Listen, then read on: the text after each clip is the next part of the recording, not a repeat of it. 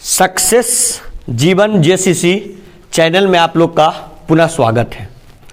और आज हम लोग जैसा कि इंट्रोडक्शन क्लास में आप लोग को बताया गया था कि क्लास 10th और 12th के लिए सक्सेस जीवन जेसीसी चैनल के ऊपर कंप्लीट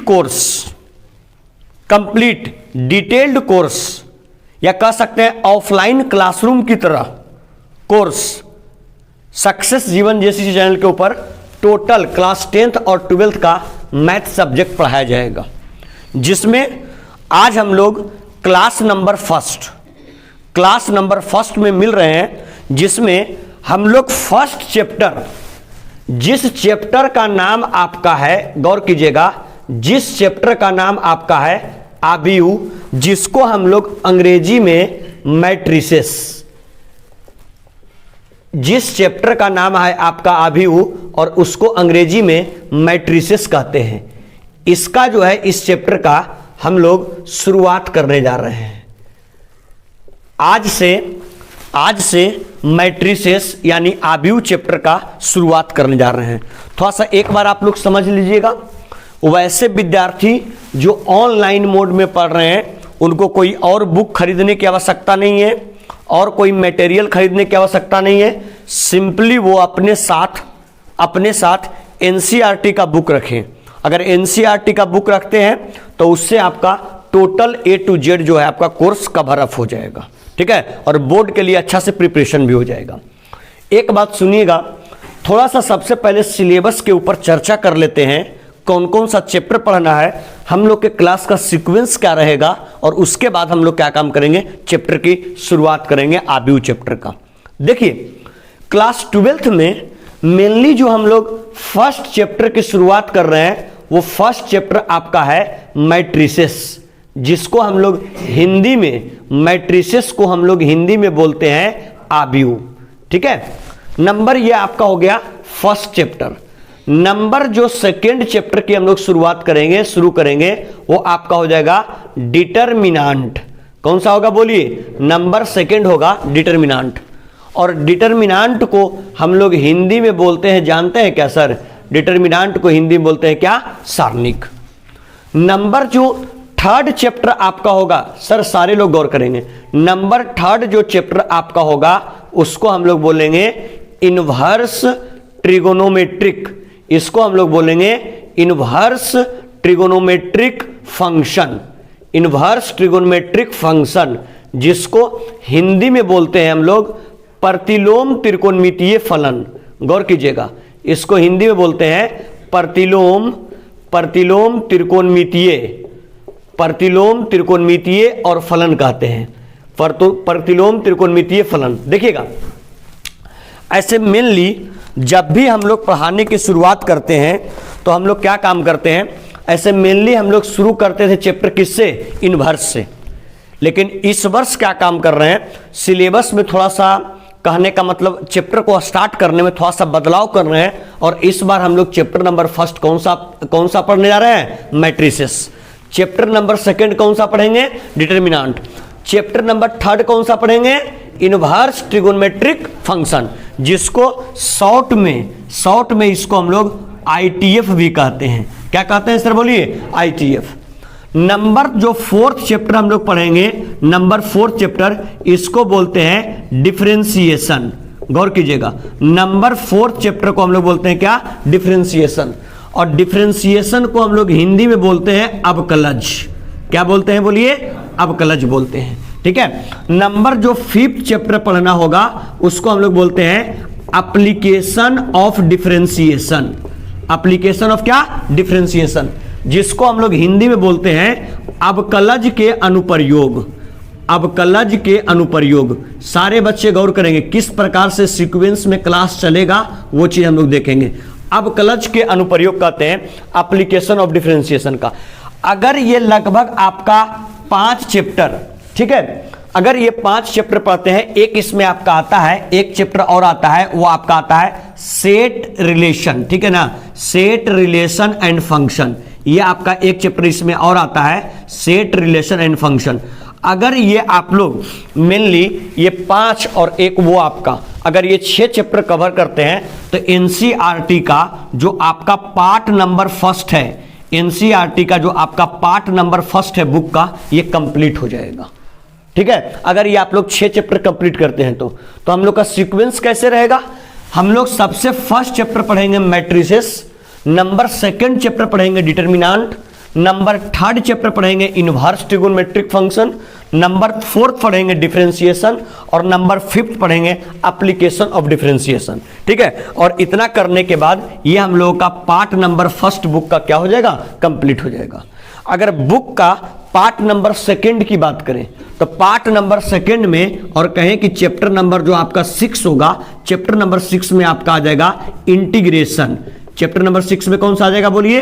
इसका आ जाएगा इंटीग्रेशन। और इंटीग्रेशन को हिंदी में क्या बोलते हैं? इंटीग्रेशन को हिंदी में हम लोग बोलते हैं समाकलन। क्या बोलते हैं बोलिए? समाकलन।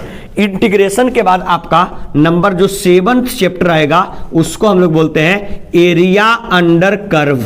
क्या बोलते हैं? Area under curve. मतलब जिसमें क्या होगा कि ग्राफ के अंदर कौन कौन सा एरिया कवर होगा, उस एरिया का उस ग्राफ का क्या निकालने के लिए? एरिया निकालने के लिए, जो कि मेनली रिलेटेड होता है किससे बोलिए? इंटीग्रेशन से। इसके बाद जो हम लोग नंबर 7 के बाद नंबर 8 चैप्टर पढ़ेंगे उसको बोलते हैं डिफरेंशियल। इसको हम लोग बोलते हैं डिफरेंशियल इक्वेशन। ठीक है, डिफरेंशियल इक्वेशन, जिसको हिंदी में हम लोग बोलते हैं अवकल समीकरण। जिसको हिंदी में हम लोग बोलते हैं अवकल समीकरण। ये आपका नेक्स्ट चैप्टर पढ़ना होगा। डिफरेंशियल इक्वेशन के बाद चैप्टर नंबर जो आपको 9 पढ़ना होगा वो आपको पढ़ना होगा वेक्टर।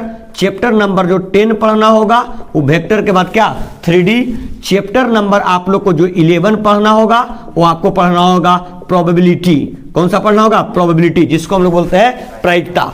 और चैप्टर नंबर आप लोग को 12 जो पढ़ना है वो आपको चैप्टर नंबर 12 पढ़ना होगा, जिसको हम लोग बोलते हैं लीनियर प्रोग्रामिंग। क्या बोलते हैं बोलिए? चैप्टर नंबर 12 को हम लोग बोलते हैं लीनियर प्रोग्रामिंग। अगर ये जो आप देख रहे हैं चैप्टर नंबर 6 से लेकर के 12 तक, ये आपके बुक का, ये आपके एनसीईआरटी बुक का ये पार्ट नंबर कौन सा है बोलिए? एनसीईआरटी बुक का ये पार्ट नंबर 2 है। और वो जो देख रहे हैं आप, देखिए जो ऊपर का आप 6 चैप्टर देख रहे हैं, लगभग 6 चैप्टर देख रहे हैं, जो ऊपर का 6 चैप्टर देख रहे हैं, matrices, determinant, inverse trigonometric function, differentiation और एप्लीकेशन ऑफ डिफरेंशिएशन, ये 6 चैप्टर जो आप देख रहे हैं, ये 6 चैप्टर आपका बुक का, आपके एनसीईआरटी बुक का पार्ट नंबर कौन सा है? फर्स्ट। और ये जो आप 6 चैप्टर देख रहे हैं, जिसमें फर्स्ट आ गया इंटीग्रेशन, फिर आ गया एरिया अंडर कर्व, फिर आ गया डिफरेंशियल इक्वेशन, फिर आपका वेक्टर, 3D, प्रोबेबिलिटी और लीनियर प्रोग्रामिंग, ये जो 6 चैप्टर देखे, ये आपके बुक का एनसीईआरटी बुक का पार्ट नंबर कौन सा है? 2। जैसा कि आप लोग को ज्ञात है, ये जो टोटल आपका लिखा हुआ जो है टोटल चैप्टर का संख्या जो आपका है, वो टोटल चैप्टर का संख्या आपका 12 है। और 12 का 12 चैप्टर जो होगा, 12 का 12 चैप्टर जो होगा, वो पूरा का पूरा जो आपको है वो कोर्स में कवर अप करवाया जाएगा। और इस कोर्स को हम लोग कवर अप करने के लिए हम लोग एक टाइम स्पैन फिक्स किए हैं, जिसमें लगभग हम लोग को 8 से कितना मंथ? 9 मंथ लगेगा। इसमें से बहुत सारे सेक्शंस जो होंगे, कुछ सेक्शंस इसमें जो होंगे वो दूसरे टीचर भी पढ़ाएंगे आपको। कुछ सेक्शन जो इसमें होंगे वो मनीष सर लेंगे। ठीक है, मनीष सर कौन कौन सा चैप्टर आप लोग को लेंगे? चैप्टर नंबर 1, जिसको हम लोग बोलते हैं सेट, रिलेशन एंड फंक्शन।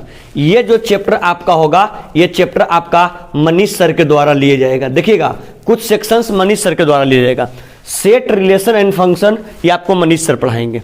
इसके बाद और कौन सा चैप्टर? ये जो आप लोग देख रहे हैं, ये 3 चैप्टर। कौन कौन सा 3 चैप्टर? जिसमें आता है आपका वेक्टर, फिर आपका आ जाएगा वेक्टर के बाद 3D और 3D के बाद प्रोबेबिलिटी। ये जो आपका 3 चैप्टर है, ये 3 चैप्टर भी जो आपका होगा, ये भी आपका जो लिया जाएगा, ये भी आपका लिया जाएगा, पढ़ाया जाएगा, ये आपका मनीष सर के द्वारा। ठीक है, मतलब ये 3 चैप्टर इधर और 1 chapter set, relation and function का, ये 4 चैप्टर जो होगा वो आप लोग को मनीष सर पढ़ाएंगे। और बाकी जो टोटल, मतलब कहने का हुआ कि जो क्लास 12th का मैथ्स है वो केवल हम नहीं पढ़ाएंगे। ठीक ठीक है। इस क्लास 12th के मैथ्स को 2 टीचर मिल करके पढ़ाएंगे। ऐसा नहीं है कि वेक्टर 3D प्रोबेबिलिटी हम नहीं पढ़ा सकते हैं, लेकिन हम चाह रहे हैं कि नहीं, जो भी आप लोग को कंटेंट मिले वो बहुत अच्छा मिले, बहुत अच्छा मिले। तो इसके लिए हम लोग क्या काम करेंगे, पूरे सिलेबस को दो टीचर मिल करके पढ़ाएंगे, ठीक है। जो जो पार्ट मनीष सर का अच्छा है वो पार्ट आपको मनीष सर पढ़ाएंगे, और जो पार्ट मेरा बेस्ट है, मेरा अच्छा है, वो पार्ट को हम पढ़ाएंगे। ऐसा नहीं कि पार्ट को हम नहीं पढ़ा सकते, हम भी पढ़ा सकते हैं, ठीक है, लेकिन हम प्रयास करें कि मनीष सर को देंगे तो वो और अच्छे तरीके से ज़्यादा एक्सप्लेन कर पाएंगे। तो मैथ्स को हम लोग 2 टीचर मिल करके पढ़ा रहे हैं, जिसमें टोटल चैप्टर की संख्या आपका 13 है।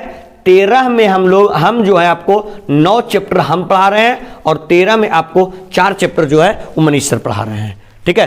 टोटल नंबर ऑफ चैप्टर्स 13, और 13 में 9 हम पढ़ाएंगे और 4 मनीष सर पढ़ाएंगे। और इस प्रकार से लगभग 8 से 9 महीने में पूरा का पूरा कोर्स जो होगा हम लोग कंप्लीट करेंगे। और इसको पढ़ने के लिए हम लोग कोई अदर बुक का नहीं प्रयोग करेंगे। पढ़ने के लिए सिंपली कौन सा, एनसीईआरटी का प्रयोग करेंगे। और इसको आगे सीक्वेंस में कैसे लेके चलेंगे, जैसे ही चैप्टर हम लोग का कंप्लीट होगा तो हम लोग क्या काम करेंगे, प्रीवियस ईयर क्वेश्चंस हम लोग साथ में करते चलेंगे, जो हम लोग का बोर्ड में पूछा गया है। चाहे प्रीवियस ईयर क्वेश्चन आपका सब्जेक्टिव का हो, चाहे प्रीवियस ईयर क्वेश्चन आपका किसका हो, ऑब्जेक्टिव का। सब्जेक्टिव का हो या ऑब्जेक्टिव का हो, हम लोग साथ में, देखिए हम लोग का सीक्वेंस क्लास का क्या होगा, चैप्टर कंप्लीट करेंगे एनसीईआरटी से, एग्जाम्पल प्लस एक्सरसाइज कंप्लीट करेंगे, और जैसा ही चैप्टर एनसीईआरटी से कंप्लीट होगा तुरंत उस चैप्टर से पूछा गया 2010 से लेकर के 2023 तक जितना भी प्रश्न पूछा गया है वो आपका सब्जेक्टिव प्रश्न भी और ऑब्जेक्टिव प्रश्न भी सीट दे करके टोटल हम लोग क्लास में डिस्कस भी करेंगे उस चीज को।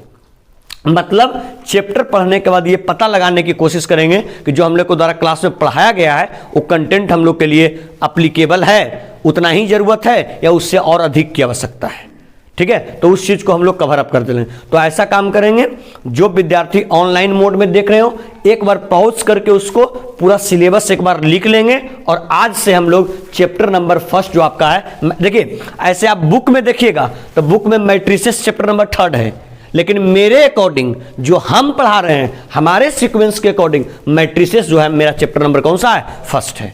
और देखिएगा सारे बच्चे लोग गौर करेंगे, कोई भी चैप्टर को आप स्किप नहीं करेंगे।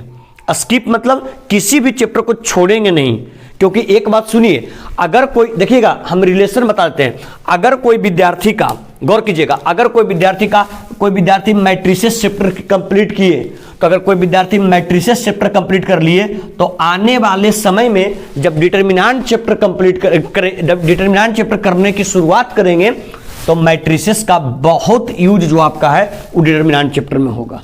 मतलब अगर मैट्रिसेस आपका अच्छे से कंप्लीट नहीं है तो आपको डिटरमिनेंट चैप्टर में समस्या का सामना करना पड़ेगा। कहां जहां पर आपका मैट्रिसेस का प्रयोग आएगा वहां आपको समस्या का सामना करना पड़ेगा। जैसे अगर हम पढ़ाते हैं इनवर्स ट्रिगोनोमेट्रिक फंक्शन, तो ये इनवर्स एक ऐसा चैप्टर है जिसका प्रयोग केवल इनवर्स में नहीं होगा, आपका इनवर्स में इसका प्रयोग होगा, इस सेम इनवर्स के प्रॉपर्टी का प्रयोग डिफरेंशिएशन में होगा, सेम इनवर्स के प्रॉपर्टी का प्रयोग एप्लीकेशन ऑफ डिफरेंशिएशन में होगा, और इनवर्स डिफरेंशिएशन और एप्लीकेशन ऑफ डिफरेंशिएशन ये तीनों का प्रयोग जो आपका होगा वो आपका कौन चैप्टर में, इंटीग्रेशन में प्रयोग होगा। मतलब इसको अगर सिंपल मैनर में बोले तो क्लास 12th का जितना भी सिलेबस है वो आपका जितना भी चैप्टर्स है कंप्लीट सिलेबस का जितना भी चैप्टर्स है सब एक दूसरे से इंटर रिलेटेड है। इंटर रिलेटेड कहने का मतलब एक दूसरे से जुड़ा हुआ है। अगर एक कड़ी खराब हुआ तो इस कड़ी का प्रयोग जिस चैप्टर के अंदर में आएगा वो वहां आपको परेशानी पैदा करेगा। तो आप लोग से रिक्वेस्ट करेंगे कि ये आप लोग का क्लास नंबर आप लोगों का 1 है, तो बिल्कुल जो भी आप लोग सिलेबस की शुरुआत कर रहे हैं वो क्लास नंबर 1 से करेंगे, और 1 से करने के बाद total A to Z class एकदम सीक्वेंस मैनर में देख के चलेंगे। और जो ऑनलाइन विद्यार्थी है वो केवल देखने का काम नहीं करेंगे, जहां जहां लिखने के लिए कहा जाए साथ साथ लिखते भी चलेंगे, ठीक है। चलिए, तो सबसे पहले ऐसा काम कीजिए, आप लोग इसको पेन डाउन कर लीजिए पूरे सिलेबस का। ठीक है। और पेन डाउन करने के बाद हम लोग का क्लास जो है आपका वो चैप्टर नंबर कौन सा, फर्स्ट, हमारे बुक का, हमारे अकॉर्डिंग, ऐसे आपके एनसीईआरटी में चैप्टर नंबर 3 है। इसको पेन डाउन किए जल्द से जल्द, फिर हम लोग आगे बढ़ते हैं।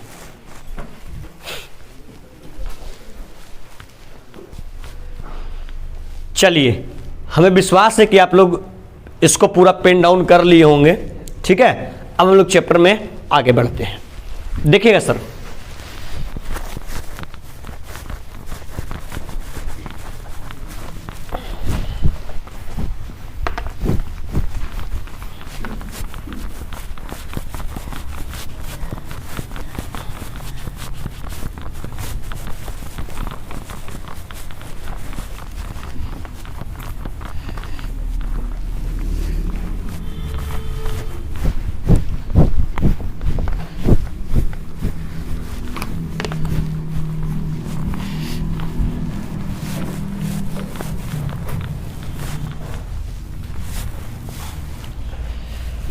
देखिएगा चैप्टर नंबर 1, ये हम लोगों के सीक्वेंस के अकॉर्डिंग एनसीईआरटी में ये चैप्टर नंबर कौन सा है, 3 है, 3। देखिए, जैसे एग्जाम्पल लेते हैं, सुनिएगा सब लोग, जैसे एग्जाम्पल लेते हैं कि हमारे पास एक सूचना है। क्या सूचना है? हमारे पास एक सूचना है कि राम के पास 15 कलम है। गौर कीजिएगा सारे बच्चे लोग, हमारे पास एक सूचना है कि राम के पास 15 कलम है। सारे बच्चे लोग देखिएगा, ठीक है, फिर इंटररिलेट करते जाएंगे इसको। राम के पास 15 कलम है और इस चीज को हमको आव्यूह के रूप में लिखना है। इस सूचना को हम लोग को आव्यूह के रूप में प्रदर्शित करना है। तो सिंपल क्या काम करेंगे, राम के पास 15 कलम है, तब 15 लिख करके इसको क्या काम करेंगे, इस प्रकार से बिग ब्रैकेट में इसको क्लोज कर देंगे। तो ये जो सूचना था, ये सूचना को हम लोग प्रदर्शित कर दिए किसके रूप में, आव्यूह के रूप में। इस सूचना को प्रदर्शित कर दिए किस रूप में, आव्यूह के रूप में। इसी प्रकार से अगर सूचना देखिए इस प्रकार से ऐसा हो जाए कि राम के पास 15 कलम, राम के पास 15 कलम और 6 पुस्तक है। गौर कीजिएगा सर, आप लोग ध्यान दीजिएगा, राम के पास 15 कलम और 6 पुस्तक है और इस चीज को आव्यूह के रूप में प्रदर्शित करना है। तो कैसे प्रदर्शित करेंगे? सबसे पहले राम के पास कितना कलम, 15, और कितना पुस्तक, 6। तो यहां हो गया 15 और यहां पर आपका हो गया 6। ये जो आपका 15 और 6 हुआ, ये आपका आव्यूह के रूप में प्रदर्शन हो गया। और वो जो आव्यूह के रूप में प्रदर्शन हुआ वो किसके लिए, राम के लिए, जिसमें 2 प्रविष्टि आया। कौन कौन प्रविष्टि आया? ये प्रविष्टि नंबर प्रथम है और ये प्रविष्टि नंबर सेकंड है, ठीक है। प्रविष्टि नंबर फर्स्ट है और ये प्रविष्टि नंबर सेकंड है। जो फर्स्ट प्रविष्टि है वो आपको प्रदर्शित कर रहा है किस चीज के बारे में, कलम के बारे में। और जो द्वितीय प्रविष्टि है वो डिनोट कर रहा है किस चीज के बारे में, पुस्तक के बारे में। बताइए, अगर हम देखते हैं जो आपको एग्जाम्पल दिए, जो सूचना दिए, सूचना नंबर फर्स्ट कि राम के पास 15 कलम है, तो इसमें कितनी प्रविष्टि है, 1 प्रविष्टि है। और वो प्रविष्टि आपको डिनोट कर रहा है क्या चीज को, कलम को। अगर इसमें देखते हैं कि राम के पास 15 कलम और 6 पुस्तक है, तो इसमें हम जो डिनोट किए, ये फर्स्ट प्रविष्टि डिनोट किए 15 और दूसरा डिनोट किए कितना, 6। तो ये हो गया आपका प्रथम प्रविष्टि और ये आपका हो गया द्वितीय प्रविष्टि। बात समझ में रहा? और ये अगर इस सूचना को आव्यूह के रूप में लिखना होगा तो इसी प्रकार से हम लिखेंगे। बात समझ में आ रहा है क्या? उसके बाद देखिए, इसमें आप लोग देख रहे हैं कि इसमें आपका जो सूचना देने वाला है वो केवल, जहां से हमको सूचना मिल रहा है वो केवल राम है। अगर एक से अधिक हो जाए, जैसे हम एग्जाम्पल के रूप में देते हैं, जैसे एग्जाम्पल के रूप में एग्जाम्पल नंबर 3 कुछ सूचना मेरे पास दिया हुआ है, ये आपका एग्जाम्पल के रूप में एग्जाम्पल नंबर 2 कुछ सूचना दिया हुआ है हम लोग के पास में कि जैसे एक सूचना ये है कि राम के पास 15 पुस्तक और 6 कलम है। देखिए गौर कीजिएगा सर, राम के पास 15 पुस्तक 6 कलम है। अगला सूचना है क्या कि श्याम के पास देखिए यहां पास छूट गया, श्याम के पास यहां दिया गया क्या 18 पुस्तक और 8 कलम है।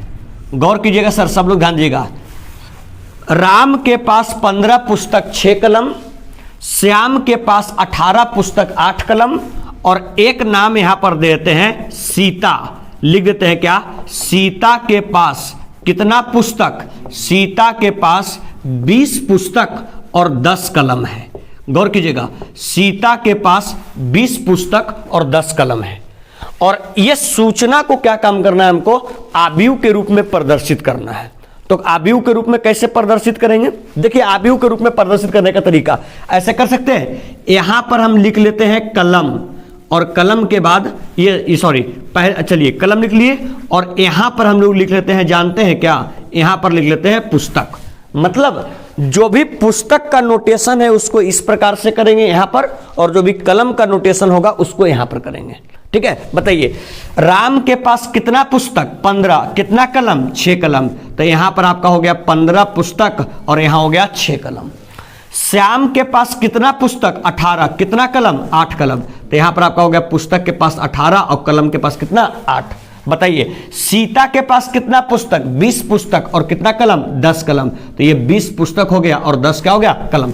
बताइए अगर इसको इस प्रकार से क्लोज कर दिए तो ये जो आपका लिखाया ये लिखा गया किस रूप में, आव्यूह के रूप में। ठीक है, ये जो फर्स्ट लिखा हुआ है ये फर्स्ट आपका किसका है बोलिए, राम का। जो आपका नंबर 2 लिखा हुआ है ये क्या चीज का, श्याम का। और जो नंबर 3 लिखा हुआ है वो किसका है, सीता का।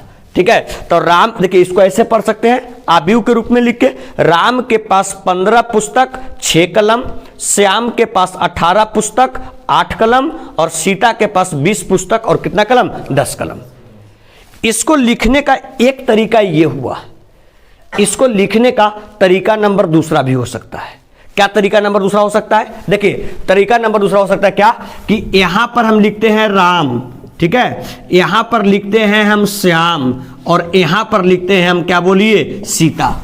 राम श्याम और सीता, यहां पर हम क्या लिखते हैं, क्या चीज था, पुस्तक ना, डाटा के रूप में। यहां पर आपका लिखते हैं पुस्तक और यहां पर आपका लिखते हैं क्या बोलिए, कलम। गौर कीजिएगा, यहां लिखते हैं पुस्तक और यहां लिखते हैं कलम। बोलिए राम के पास कितना पुस्तक 15 पुस्तक और कितना कलम 6 कलम। श्याम के पास कितना पुस्तक 18 और कलम की संख्या 8। बोलिए सीता के पास 20 पुस्तक और कितना कितना कलम है, 20 पुस्तक और कितना कलम 10 कलम। तो देखिए इस डाटा को जो ऊपर वाला जो डाटा दिए थे हम लोग, सूचना दिए थे, इस सूचना को हम लोग 2 तरीके से लिख सकते हैं। गौर कीजिएगा, लिखने का तरीका नंबर फर्स्ट, ये वाला में थोड़ा सा लगा दीजिए इस प्रकार से, ये लिखने का तरीका नंबर फर्स्ट और इसी चीज को लिखने का तरीका नंबर 2। तो सुनिए इसमें 2 चीज आता है, क्या क्या चीज आता है सुनिएगा। इसमें 2 टर्म आएगा। एक टर्म जो आपका होगा, सुनिएगा सारे बच्चे लोग, एक टर्म होगा जिस टर्म को बोला जाएगा पंक्ति। एक टर्म होगा जिसको बोला जाएगा क्या, पंक्ति। और पंक्ति को हम लोग अंग्रेजी में सूचित करते हैं क्या चीज से, क्या बोलते हैं इसको, रो। पंक्ति को अंग्रेजी में बोलते हैं क्या, रो। और रो का फर्स्ट लेटर क्या, आर। तो बोलिए रो को सूचित करते हैं क्या चीज से, आर से। पंक्ति को सूचित करते हैं क्या चीज से, आर से। दूसरा, एक हो गया पंक्ति और जो आपका दूसरा होता है वो दूसरा क्या कहता है, स्तंभ। स्तंभ को अंग्रेजी में क्या बोलेंगे, गुड। स्तंभ को अंग्रेजी में बोलते हैं क्या? कॉलम। और कॉलम का फर्स्ट लेटर क्या? सी। इसलिए बोलिए इसको सूचित क्या चीज से? सी से। अगर आप सभी बच्चे लोग ध्यान से देखते हैं तो दो टर्म आया, एक आगे आपका पंक्ति और एक आगे आपका स्तंभ। देखिए जो इस प्रकार से पड़ा हुआ है, पड़ा हुआ कहने का मतलब इस प्रकार से हॉरिजेंटल रहेगा, इस प्रकार से हॉरिजेंटल रहेगा, तो उसको हम लोग बोलते हैं हिंदी में क्या? बोलिए, हिंदी में बोलते हैं पंक्ति और अंग्रेजी में रो, और सूचित क्या चीज से? आर से। और जो इस प्रकार से वर्टिकली रहेगा, बिल्कुल इस प्रकार से वर्टिकली खड़ा रहेगा, उसको हम लोग बोलते हैं हिंदी में स्तंभ, अंग्रेजी में कॉलम, और सूचित क्या चीज से? सी से। तो अगर गौर से आप लोग देखें तो हम क्या बोले कि अगर हॉरिजेंटल इस प्रकार से रहेगा तो वो कहलाएगा पंक्ति, और अगर वर्टिकल इस प्रकार से रहेगा तो वो कहलाएगा क्या? स्तंभ। तो क्या जो हमने इस सूचना को जो आव्यूह के रूप में हमने प्रदर्शित किया, तो क्या इसमें हम पंक्ति और स्तंभ को देख सकते हैं? तो बताइए, ये जो आपको दिख रहा है ये वर्टिकल है कि हॉरिजेंटल है? हॉरिजेंटल। पड़ा है कि खड़ा है? पड़ा है। अगर पड़ा हुआ है तो पंक्ति कहलाएगा। प से पड़ा हुआ और प से पंक्ति, याद करने का आसान तरीका। ठीक है, तब बोलिए ये जो आपका हो गया, ये आपका हो गया, ये कौन सी पंक्ति होगा? बोलिए गुड, ये आपका होगा पहली पंक्ति। और बोलिए पहली पंक्ति को अंग्रेजी में क्या बोलेंगे? First row. कौन रो बोलेंगे? First row. बताइए पंक्ति को अंग्रेजी में क्या बोलते हैं? रो। सूचित क्या चीज से? आर से। कैमी पंक्ति? पहली। तो बोले इसको आर से करें तो फर्स्ट है ना, तो इसको लिख दे क्या? R1 लिख दे तो कोई समस्या? तो बोलिए ये कौन सी पंक्ति हुआ? पहली। तो बताइए ये वाला कौन सी पंक्ति है? गुड, ये जो आपका है ये आपका पंक्ति नंबर कौन सा है? दूसरा। तो बोलिए इसको क्या चीज से? R2 से। बताइए ये पंक्ति नंबर कैमा? तीसरा। तो इसको लिखेंगे कौन सी पंक्ति? इसको लिखेंगे हम लोग कैमी पंक्ति? तीसरी पंक्ति। और तीसरी पंक्ति को सूचित क्या चीज से? R3 से। मतलब ये कह सकते हैं कि इसमें जो कहने का मतलब ये जो सूचना हम लोगों को दिया गया था एग्जाम्पल के रूप में, इस सूचना को जब हम लोग प्रदर्शित किए तो प्रदर्शित करने का पहला तरीका, इसमें कितनी पंक्ति? 3 पंक्ति। पहली पंक्ति को सूचित R1 से, दूसरी पंक्ति को R2 से, और तीसरी पंक्ति को R3 से। बताइए जो पड़ा है वो कहलाएगा पंक्ति, तो जो खड़ा है वो कहलाएगा स्तंभ। तो बोलिए इसमें ये जो आपको दिख रहा है ये कौन सा स्तंभ है?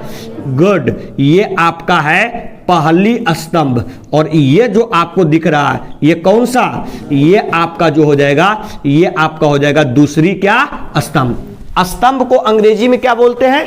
कॉलम। स्तंभ को कॉलम। कॉलम का फर्स्ट लेटर सी। सूचित क्या चीज से? स्तंभ को सी से। मतलब इसको लिख सकते हैं, इसको क्या? C1। और इसको क्या लिख सकते हैं? बोलिए इसको लिख सकते हैं C1 और इसको क्या? C2। मतलब सिंपल कहा जा सकता है कि जो हम लोग को डाटा दिया गया था, अगर इस डाटा को हम लोग आव्यूह के रूप में प्रदर्शित करते हैं तो आव्यूह के रूप में प्रदर्शित करने का तरीका नंबर फर्स्ट है, जिसमें कितनी पंक्तियां? 3 पंक्तियां। और कितना स्तंभ? 2 स्तंभ। 3 पंक्तियां और कितना स्तंभ? 2 स्तंभ। देखिए ये आपका तरीका नंबर फर्स्ट।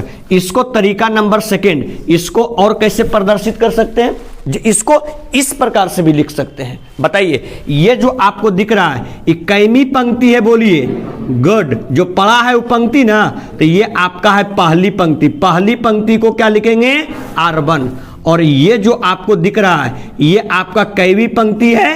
ये आपका है दूसरी पंक्ति। दूसरी पंक्ति है तो इसको क्या जैसे? R2 से। बताइए ये जो आपको दिख रहा है ये कौन स्तंभ?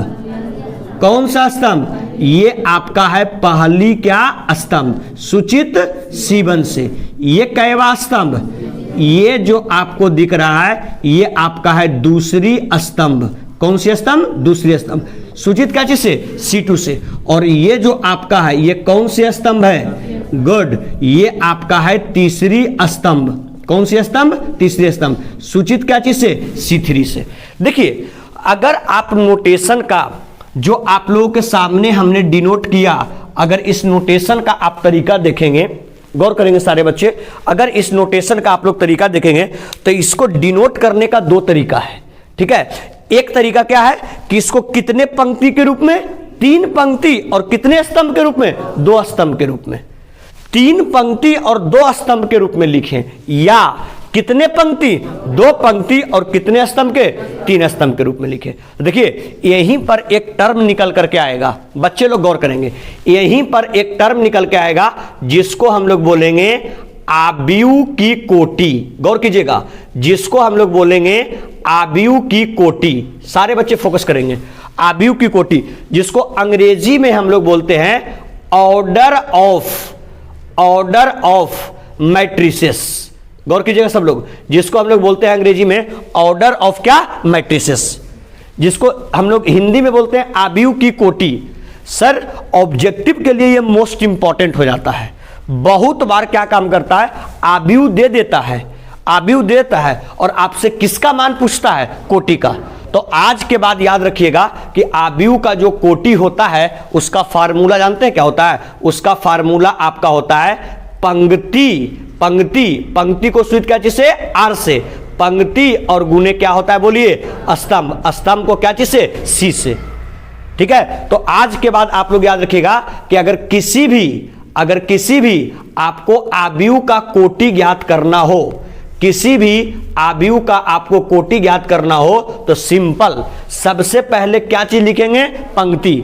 जितनी पंक्ति है वो पंक्ति की संख्या लिख लेंगे, चाहे इसको सिंपल ऐसे लिख सकते हैं, सिंपल कर सकते हैं, आव्यूह की कोटि बराबर पंक्ति की संख्या और गुणे किसकी संख्या, स्तंभ की संख्या, ऐसे आप लिख सकते हैं। मतलब आर गुणे क्या, सी, सिंपल याद रख सकते हैं आर सी। अगर आपको कोटि याद करना हो, आव्यूह की कोटि याद करना हो तो आव्यूह के कोटि का फार्मूला हो जाएगा आर और क्या, सी।